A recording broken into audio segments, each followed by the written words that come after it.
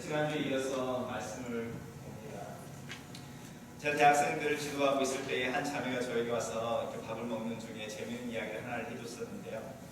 수련회 가는 버스 안이었답니다. 저 앞에 앉아있던 자기 동급생의 형제가 자기한테 오더니 자매 나 사랑해 이렇게 불러보더랍니다. 그래서 이 자매가 굉장히 신실한 자매여서 그럼 나 형제 사랑하지 예수님 안에서 이렇게 대답을 했답니다. 대학부나 청년부 교회 생활을 해보신 분들은 이 대화가 얼마나 익숙한 대화인지 혹시 아실 겁니다. 그리고 한 30분을 또 가는데 그 형제가 다시 자기한테 오더니 자매 나 사랑해 이렇게 물어보더라고요. 그래서 이 자매가 그래 나 이 형제 사랑한다니까 예수님 안에서. 다시 이제 그 형제가 자기를 돌아가더니 또 한참을 가서 막 졸려고 그러는데 자기 앞에 다시 오더니 형제가 그 형제가 또 물어보더랍니다. 자매 나 사랑해 이렇게. 근데 이상하게 세 번째 질문을 받는데요. 정신이 번쩍 나더래요. 그래서 정색을 하고요. 난 너 사랑 안 해. 이렇게 대답을 했답니다.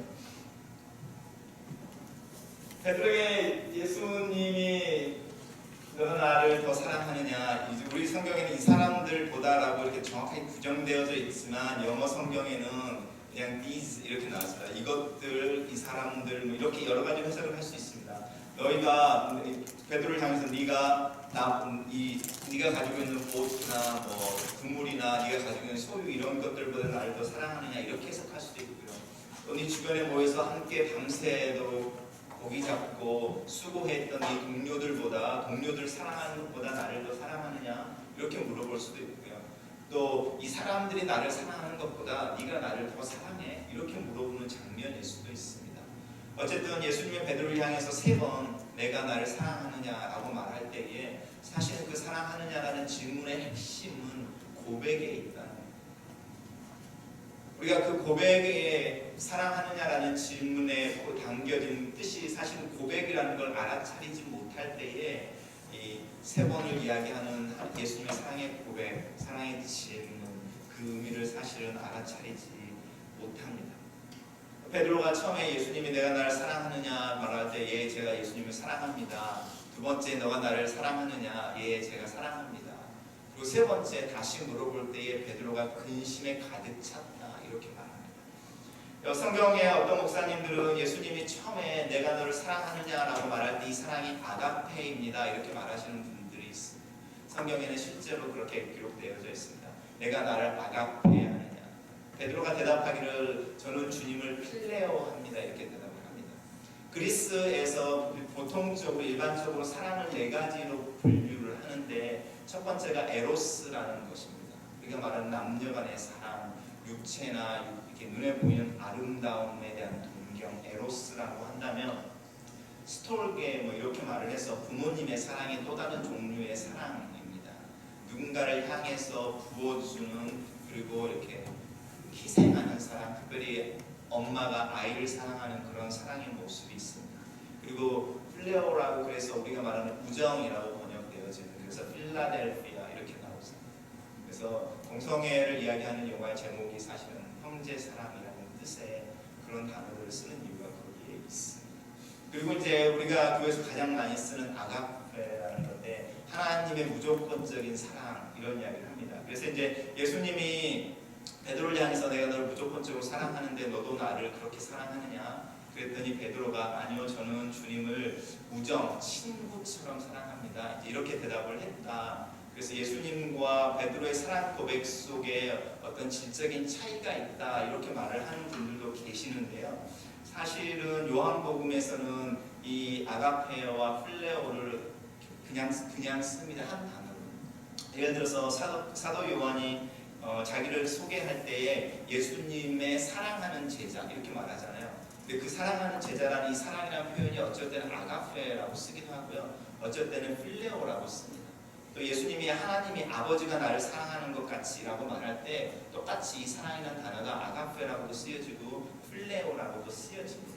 그러니까 이제 제가 말하고 싶은 건 정확하게 말의 의미를 구별하는 것보다는 3번의 이야기가 질문과 대답이 이렇게 반복되어지면서 나오는 뉘앙스가 있다는 거죠. 예를 들어서 내가 너를 사랑하느냐 베드로가 뭐라고 말하냐면 indeed, yes, indeed 내가 정말로 주님을 사랑해요 이렇게 말을 하는 거죠. 내 양을 먹이라. 예수님이 다시 베드로에게 두 번째 질문하는 거죠. 내가 나를 사랑하느냐? 베드로가 말하기를 certainly, 당연하죠. 예수님이 말하기를 내가 내 양을 쳐 이렇게 말하는 거예요. 그리고 나서 세 번째 다시 예수님이 내가 나를 사랑하느냐라고 물어보는 거죠. 그때 베드로의 정신이 바짝 드는 겁니다. 이 고백, 이 질문이 단순한 질문이 아니고 예수님의 사랑에 대한 고백이며 그 사랑에 대한 고백을 받는 순간에 자기가 예수님을 향하여 어떤 사랑을 줘야 되는지에 대한 인식이 오는 거지요. 그래서 베드로가 근심하면서 이야기를 사실은 no 이렇게 대답하는 게 뉘앙스가 더 맞습니다. 하지만 저는 주님을 친구처럼 여깁니다. 자신의 사랑에 대해서 주장하지 못하는 거죠. 자랑하지 못하는 거죠. 제가 매일같이 이야기하는 것처럼 우리가 하나님 앞에 섰을 때에 우리가 우리의 믿음을 자랑할 수 있습니까? 우리의 구원이 by faith가 아니라 왜 through faith? 왜냐하면 믿음이 구원받는 수단이 되어버린다면 우리는 하나님 앞에서 절대로 100%의 퓨어한 믿음을 제시하지 못할 거라는 거예요. 우리가 예수님을 향해서 따르는 주님을 사랑합니다 이렇게 고백하지만 그 사랑을 퀄러티로 따져버리면 예수님이 우리를 사랑하는 것처럼 우리도 예수님에게 사랑을 해줘야 되는 거죠. 거기에는 현저한 차이가 있는 걸 인식하는 거죠. 그래서 내가 주님 나를 사랑한다는 이야기를 내가 감당할 수가 없습니다.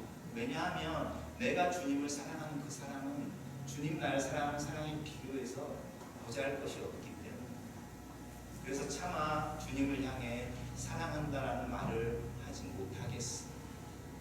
그렇지만 주님이 나를 사랑하신다는 걸 알기 때문에 주님 옆에 함께 가는 사람으로 친구처럼 주님의 길에 서 있겠습니다 라고 말하는 거죠. 저 이야기는요 한국 사람들은 그게 더 통합니다. 왜냐하면 감정적으로 끈끈한 사랑해 뭐 이런 이야기보다 의리 이 한마디가 훨씬 더 강조되어 있는 거죠. 사실 어쩌면 예수님도 우리 민족과 동일한 정서를 가졌을지도 모르겠습니다. 사랑의 극치가 뭐냐? 의리라는 거죠. 친구를 위해서 목숨을 내어주는 것보다 더 큰 사랑이 없고 베드로와 예수님 사이에 이 사랑에 대한 이야기가 계속 진행되고 있는 거죠. 왜 예수님이 베드로에게 내가 너를 사랑하느냐라는 고백을 질문을 하면서 내가 너를 사랑한다는 고백을 하고 베드로로 하여금 베드로 마음속에 있는 당신을 향한 사랑을 체크하게 하고 그 다음에 그 사랑과 당신이 베드로를 사랑하는 사랑의 현격한 질적인 차이가 있는지를 깨닫게 해주냐면 마치 이것과 같습니다. 오늘 여러분이 이렇게 밥 분주하게 집안일을 하고 있는데 어서 쨍그랑하는 소리를 들었습니다. 여러분의 어린아이가 컵에 이렇게 물이 가득한 컵을 깨뜨리는 거죠. 그래서 잔이 깨져 있고 이렇게 바닥에는 아니면 카페트에는 물이 흥건하게 고여 있습니다. 그럴 때 여러분의 반응은 무엇입니까? 야! 뭐 이렇게 화를 낼 수도 있고요. 뭐 바보같이 그런 걸 떨어뜨려 이렇게 말을 할 수도 있습니다. 아니면 어금니를 꽉 깨는 거야. 네가 깨뜨렸으니까 네가 치워. 그리고 네가 벌레 가져와서 닦어. 이렇게 말을 할 수도 있어요. 근데 더 이상적인 방법은 뭐냐면요. 와서 괜찮아. 이렇게 물어보는 거예요. 자녀 양육 세미나나 그 에듀케이션 이런 거 들으면 그렇게 얘기해요. 괜찮아. 먼저 체크를 해줘야 된다는 거잖아요. 그리고 깨져 있는 컵 파편들을 같이 치운 다음에 바닥에 플로어에 들어있는 물을 가지고 아예 손을 잡아서 그 물로 그림을 그리고 같이 장난을 치고 논다는 거잖아요. 저는 이런 부모가 이 세상에 없다고 생각합니다. 저는 이런 부모가 되고 싶고요. 이런 부모가 되고 싶지만 이런 부모가 되지 못하는 것도 아니에요. 예수님이 지금 현재 베드로를 향해서 내가 나를 사랑하느냐라고 물으시면서 내가 너를 사랑해라고 부담을 주면서 네가 나를 사랑하느냐를 듣고 싶고라고 이야기하시는 거죠. 그러면 그 장면이 뭐랑 똑같냐면 자기를 세 번 부인하고 조기전에까지 부인하면서 자기 유익을 챙기려고 했던 베드로의 땅을 잡고 엎드려진 물을 가지고 같이 녹아주는 부모가 그렇게 자녀의 잘못과 실수를 덮어줄 때에 아이를 나 키우겠다는 게 아니죠. 그 마음속에는 분명한 목적과 의도가 있는 거죠. 그래서 아이들을 키울 때 분명한 목표와 목적이 있는 부모와 그렇지 않은 부모의 가장 현저한 차이는 아이들이 실수를 했을 때 그것에서 리액션을 여러분 예수님이 베드로의 손을 안 잡고 사랑이라는 단어를 쓰면서 베드로와 함께 베드로가 엎친 무릎을 가지고 부르면서 그 모습을 경멸하고 있는 이유가 있는 거죠. 그 이유가 그 다음에 나오는 거죠. 단순히 내 양을 먹여라, 내 양을 쳐라, 내 양을 먹여라 이렇게 이야기하는 부분이 아니고요. 처음에 베드로는 어부였습니다. 그렇죠? 고기 잡는 어부였는데 예수님을 만나면서 사람을 낳는 어부가 되었습니다. 그 사람이 낳는 어부가 되는 과정에서 예수님을 따라다니다가 어느 결에 열쇠를 하나 얻어들었습니다. 천국의 열쇠. 그리고 나서 오늘 본문 속에서 또 다른 역할이 베드로에게 주어지는데 그게 뭐냐면 목자라는 거예요. 제가 왜 오늘 설교의 주제를 프로모션으로 잡았냐면 베드로의 일생 속에 예수님과 관계가 깊어지면서 마지막 단계까지 가는 모습이 있는 거죠.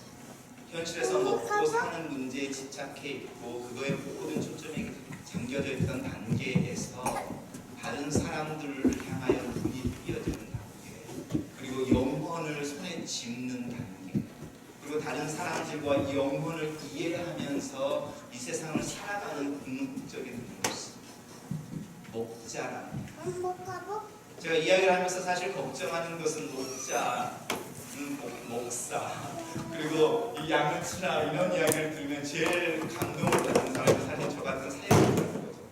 실제로 제가 방콕에서 신학을 할 때에 학생 스튜던트 미니스터로 이렇게 캐네디언 교회에 가서 예배를 드리고 섬기는데 이제 이렇게 성경을 봉독하는 기회를 주는 거죠.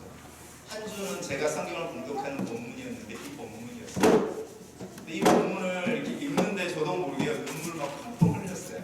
그때 못 읽고 못하고 못 읽고 내려왔죠. 예배 끝나고 났는데 그 교회 담임 목사님이 저에게 와서 이렇게 저를 이렇게 앉더니 이 마음을 내가 이렇게 말하시더라고요.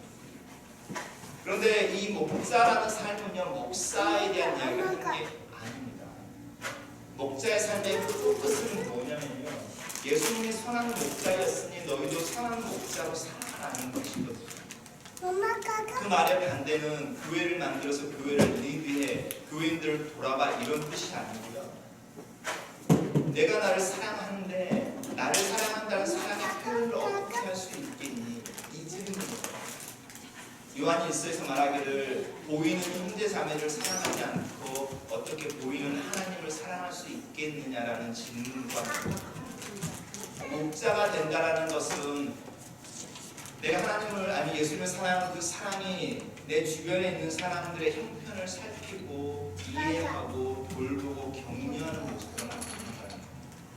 우리는 다 같이 누군가의 목자인 거죠. 누군가의 양인 거죠. 베드로를 끌고 와서 나를 따라오너라라고 이야기하셨던 예수님이 당신의 맨 마지막 베드로와의 만남 속에서 베드로를 당신의 위치에 세워두는 거예요. 내가 선한 목자로서 내 주변에 있는 이들의 상황을 살펴보고 그 시대의 아웃캐스트들과 종교적으로 사회적으로 소외되어지고 그 사회의 맨 가장자리에 서 있던 마지노라이즈된 사람들의 친구가 되고 그들의 형편을 살피고 위로하고 격려하고 하나님의 나라를 함께 나아가는 것처럼 너도 이제 목자가 돼서 네 주변에 있는 사람들의 상황을 살피고 친구가 되고 함께 더불어 공동체를 이루고 살아가라는 이게 히브리서 13장을 넘어가면 어떤 사람들의 몸을 따라 행하지 말고 서로의 형체들을 격려하고 형편을 살피고 모이게 힘쓰는 자들이 되라라고 말할 때 목자의 삶에 대한 이야기를 합니다. 내 사랑을 네가 인식하고 그것을 받아들인다면 네 안에 조금이라도 내 사랑에 대한 리스판스로 그 사랑이 표현되어져야 한다면 그 표현은 밤낮 부르짖는 너의 기도 속에 있는 것이 아니라 네 옆에 친구로 가족으로 내가 세워두는 그들과 함께 더불어 살아가는 삶 속에 있는 것입니다. 그러면서 예수님이 말하기를 베드로에게 나를 따르라 이렇게 말하면서 오늘의 본문이 이 나를 따르라라는 본문은요, 처음에 예수님이 베드로를 부를 때 갈릴레에 부를 때 그 나를 따르라라는 따름이 아닙니다. 이 따름은 뭐하고 연결되어졌냐면요, 예수님이 잡히시는 고난에 대한 이야기를 할 때 베드로가 무슨 이야기를 하냐면 같이 갑시다. 나도 주님을 따를 수 있습니다. 나도 그 잔을 마시게 해주십시오. 이런 제자들과 예수님 속의 대화들이 나옵니다. 요한과 야고보가 예수님 앞에 나올 때에 야고보와 요한의 엄마가 부탁을 하는 거잖아요. 당신의 나라가 완성되어질 때 내 두 아들을 양옆에 세워주십시오. 이런 이야기를 할 때에 예수님 뭐라고 말하냐면 내가 가는 길을 너희가 알지 못해서 나를 따라올 수가 없어. 내가 마시는 잔 너희는 마실 수 없어. 그런데 예수님 부활하시고 나서 그분의 구속의 사역이 완성된 상태에서 나를 따르라고 말할 때는 단순히 나의 제자가 되라는 이야기를 하는 게 아니고 내가 마시는 잔 이제 너도 마실 수 있어. 내가 갔던 길 너도 나와 함께 다시 갈 수 있어. 차원이 다른 따름에 대한 이야기를 해요.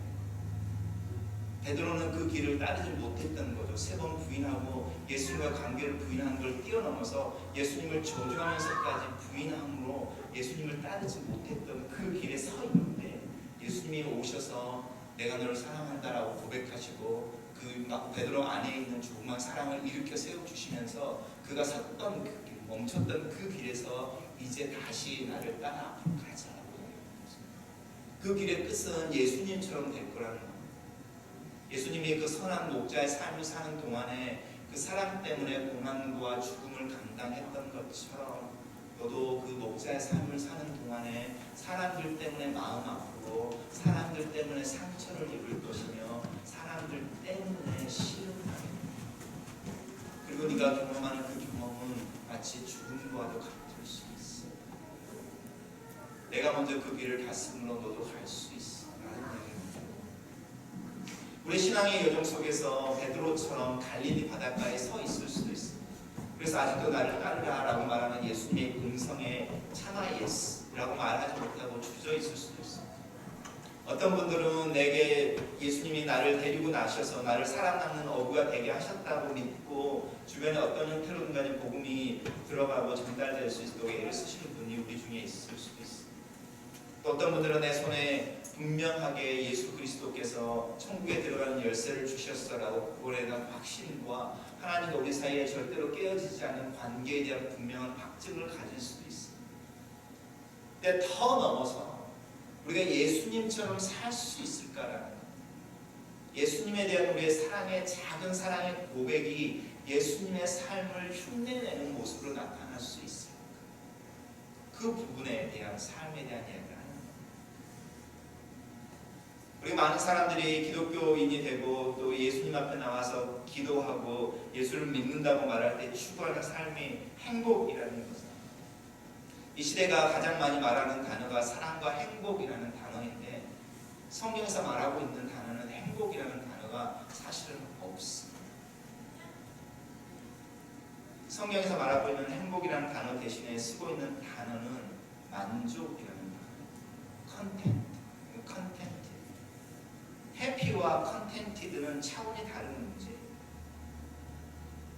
만족하는 사람들은 분명하게 자기가 무엇을 가지고 있는지에 대해서 생각을 하는 것, 상황에 대해서 시작하는 것이 아니라 내 손에 들려진 것에서 시작하는 거고 이 손에 들려진 것이 무엇인지를 알기 때문에 만족하는 것. 이 만족하는 삶이 베드로의 삶 속에 주어지는 거죠. 제가 계속 강조하는 것처럼 너 손을 열어봐라. 네 손에 뭐가 있느냐. 지난주에 예수님의 음성처럼 아이들아, children, 고기를 잡았느냐? 네 손에 고기를 꽉 쥐고 있느냐? empty잖아. 베드로에게 말하기를 그 empty인 베드로의 손에 내가 날 사랑하느냐라고 말씀하시면서 당신의 사랑을 꽉 쥐어주는 거죠. 한 번, 두 번, 세 번. 베드로가 그걸 깨닫는 거죠. 자기 손에 가득히 쥐어진 예수 그리스도의 사랑을 깨달으면서 자기 마음속에 예수님을 향한 사랑과 비교되어진 작은 보잘것없는 사랑을 발견하는 거죠. 예수님 말씀하는 겁니다. 그 보잘것없는 지극히 작은 사랑 하나 enough 하다고. 왜냐하면 이미 내가 너에게 너를 가득 채울 수 있는 사랑을 부어줬어요. 그 사랑이 흘러서 한 방울처럼 너에게서 나온다면 그걸로 너는 나처럼 살 수 있을 거야. 우리가 환경에 눌려버릴 때에, 우리 형편에 눌렸을 때에, 우리의 감정에 눌렸을 때에 우리는 우리 손에 가득 하나님의 사랑이 담겨져 있다라는 이 만족이라는 거죠. 잊어버리는 거죠. 잃어버리는 거죠. 그리고 세상에 부는 바람에 휩쓸려 버리는 거죠. 문제는 그 휩쓸려 버렸을 때에 그 배의 닷줄이 깊게 어디에인가 박혀있지 않다는 거죠. 제가 맨날 강조하는 것처럼 유령선과 크루즈의 차이점은 배의 화려함에 있는 것이 아니라 그 배가 어디로 가고 있는가, 분명한 목표와 목적을 가지고 정확히 항해를 하고 있는, 아무리 화려한 유람선이라 할지라도 어디로 가고 있지 않고 또 돌아다니면 그게 바로 유령선입니다. 오늘 말씀을 마치려고 합니다. 오늘 예수님이 베드로에게 그리고 우리에게 하는 말은요, 꼭 윤종신 씨가 작사하고 작곡하고 정인 씨가 부른 노래의 가사와 참 비슷해서 제가 그 구절로 오늘 설교를 마치려고 합니다. 제가 좋아하는 신학자 중에 한 분이 이야기하기를 어설픈 설교 한 편보다 모차르트 음악 하나 더 낫다. 오늘 제가 말했던 수많은 이야기들보다 이 가사 하나가 어쩌면 더 나을 수도 있을 것 같습니다. 예수님이 베드로를 치유하고 예수님의 사랑을 그 품에 가득 안겨주면 사실을 말씀 같기도 합니다. 이제부터 웃음기가 사라질 거예요. 가파른 얘기를 좀 그래 오르기 전에 미소를 기억해 두자. 오랫동안 못 볼지도 몰라 그 미소. 완만했던 우리가 지나온 그 길, 그리고 그 길 가운데 있었던 달콤한 사랑의 기억들, 그지만 이제는 끈적끈적한 땀, 거칠게 내쉬는 쉼, 숨, 그리고 그렇게 힘들게 걸어가는 한 걸음 한 걸음의 오르막길이 우리의 대화의 전부일 수 있어. 하지만 그 끝에, 그 끝은 좁아서 산의 그 정상에 가면 만나는 공간은 작은 것처럼 그 오르막길이 끝나는 그곳에 가면 우리가 서로의 얼굴을 보게 될 것인데, 그때 우리가 올랐던 그 오르막길을 되돌아보고 우리가 흘렸던 땀과 내쉬었던 거치는 숨들을 기억해낼 때에 너의 사랑과 나의 사랑이 섞여서 너가 나처럼 되어 있는 모습을 보게 될 거야. 예수님이 베드로에게 말하는 거죠. 젊을 때는 네가 원하는 대로 다녔지만 어느 때가 되면 너는 나처럼 살다가 죽게 될 거야. 그리스도인의 삶에서 꼼꼼히 보시겠지. 우리 이민생활 하면서 힘들지만 거기까지 가봐야 되죠. 왜냐하면 예수님의 사랑이 가득 찼으니까 거기까지 가봐야죠. 예수님처럼. 때로는 오르막길을 갈 때에 버텨내야 되지. 견뎌내야 되지. 그럼에도 불구하고 내 손에는 여전히 그리스도의 사랑이 담겨져 있다는 그 사실 하나만으로 만족할 수 있죠.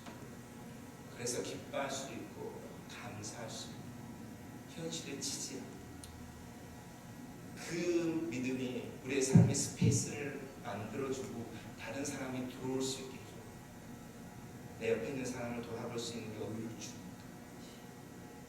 왜냐하면 그 스페이스가 그리스도의 사랑이 만든 스페이스입니다. 그 스페이스에 다른 사람 하나를 넣을 때 나는 예수의 사랑으로 그 사람을 사랑하고 있는 거죠. 그리스도의 사랑은 쉬운 일이 아니죠, 사실. 그렇지만 이미 우리에게 주어진 사랑, 그래서 살아낼 수 있는 사랑. 같이 기도하겠습니다. 사랑하시는 하나님,